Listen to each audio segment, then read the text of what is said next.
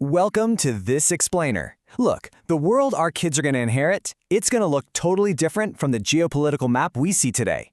We're diving straight into the data to map out exactly how the global power structure shifts by 2050. So, what's that world order actually going to look like? Are we still talking about one dominant superpower running the show, or are we barreling toward a completely new multipolar reality? Well, the data really only points in one direction. Here's our roadmap for today.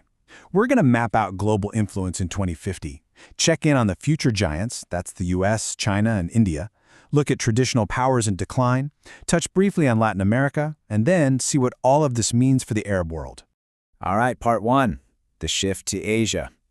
The numbers show a hard pivot from a unipolar system to a multipolar world, with economic gravity shifting way over to the east. So what do we actually mean by a multipolar world?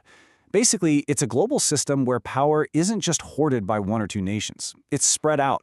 By 2050, global gravity is projected to be anchored by three distinct giants: the US, China, and India. And that is going to fundamentally rewrite international relations. Let's move to part two and look a little closer at the big three driving this new era. When you put these three heavyweights side by side, it's wild how differently their dominance is distributed.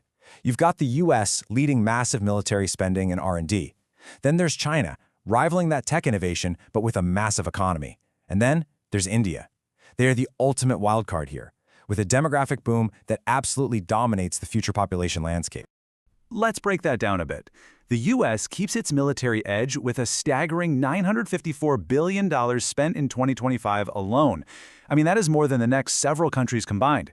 Back that up with 5,200 nuclear warheads, and yeah, their hard power is pretty secure. But, and it's a big but, rising public debt and internal polarization, those are the Achilles heels that could seriously threaten that top spot. Then we have China, which is honestly a fascinating paradox.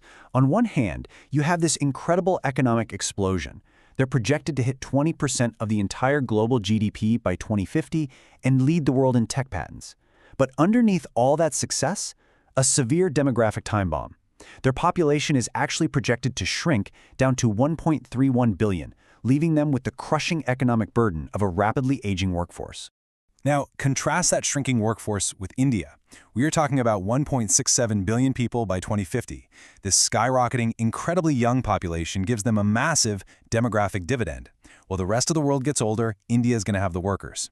If they can clear some infrastructure hurdles and pump money in education, this youth boom is going to rocket them into an absolute powerhouse position.